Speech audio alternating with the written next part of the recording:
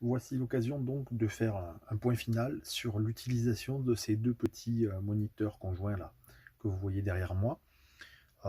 Franchement, j'en suis super content. Je vais vous montrer les chiffres qu'ils permettent de voir et vous expliquer un petit peu plus en détail à quoi s'attendre avec ce fonctionnement-là et quelle est son utilité.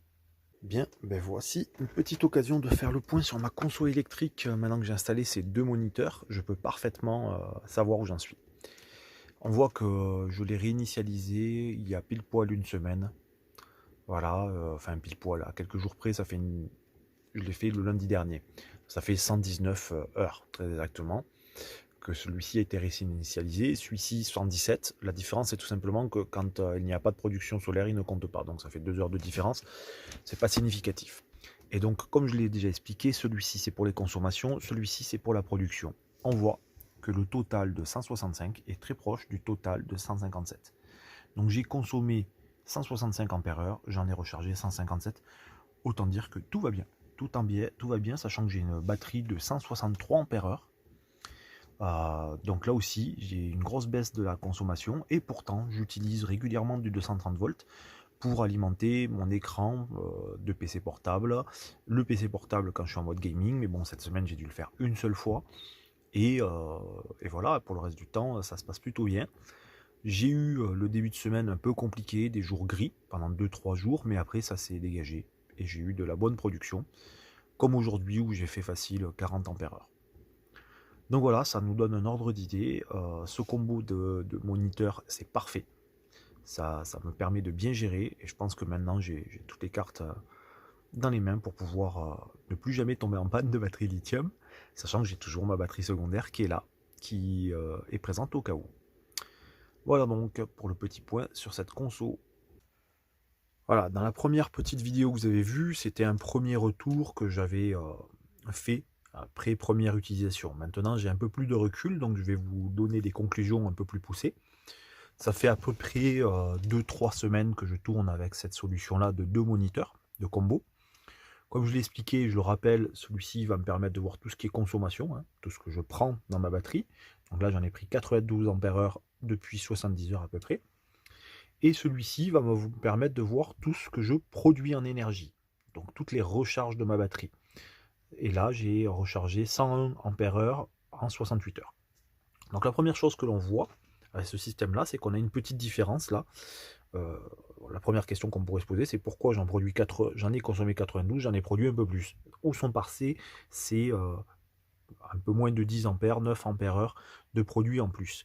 Ben, c'est tout simplement la déperdition. Tout ce qui est production électrique ne marche pas à 100% de rendement. Que ce soit les panneaux solaires, le convertisseur en dessous, les chargeurs, il y a toujours une petite déperdition. Et donc là, on voit que c'est grosso modo 9% de déperdition, ce qui n'est pas très élevé, sachant que c'est un convertisseur solaire, un régulateur de charge solaire, premier prix, 15 € à l'Express, 100% chinois. Donc là, on ne peut pas faire plus low cost que ça. Donc voilà, ça marche très bien. Ensuite, on a un petit décalage sur le temps, mais ça, c'est lié tout simplement au fait que quand lui, il n'a plus de production en cours, il arrête de compter, de défiler son timer. Voilà. Mais bon, l'essentiel, le plus important à travers ce fonctionnement, c'est de pouvoir mieux comprendre tout ce qu'on produit comme énergie. Là, j'ai pas besoin de trifouiller à droite et à gauche. J'ai pas besoin d'applications complexes ou d'un régulateur solaire smart de chez Victron ou d'autres marques qui me donne à travers une application la production, puisque ma production, je la retrouve ici. Là, on a un temps gris maussade et pourtant, je produis 2 ampères. Voilà, 2 ampères, c'est du direct, soit 31,8 watts. Voilà, donc ça c'est très bien et ça marche, ça, grâce au shunt que j'ai détourné, donc l'utilisation est détournée, mais ça marche aussi pour tous les types de recharge. Si je branche un booster dessus, si je branche un chargeur de batterie, à chaque fois je vais voir l'ampérage augmenter. Voilà. L'autre point, c'est du coup que ça me permet de mieux maîtriser l'énergie disponible à bord du fourgon et franchement, ça c'est une totale réussite, puisque je suis donc plus vigilant sur combien j'ai vraiment consommé, combien j'ai vraiment rechargé, où j'en suis vraiment. Et là, on voit d'ailleurs que les batteries sont quasiment à fond, donc c'est pour ça que je vous parle du total. En réalité, dépasser les 13,5 volts, 13,4, on est à fond. Hein, il va y avoir 2-3 ampères avant d'arriver à la saturation de la batterie.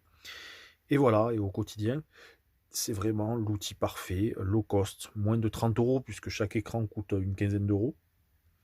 C'est parfait pour mieux gérer son électricité. Moi, en tout cas, je ne suis plus tombé en panne depuis. Ça m'a pas empêché de passer des grosses soirées sur l'ordinateur en gaming ou autre. Et pourtant, voilà. L'essentiel, c'est de mieux comprendre comment ça marche et ces outils servent à ça. Voilà donc pour le point 2-3 semaines après l'installation de ce deuxième écran.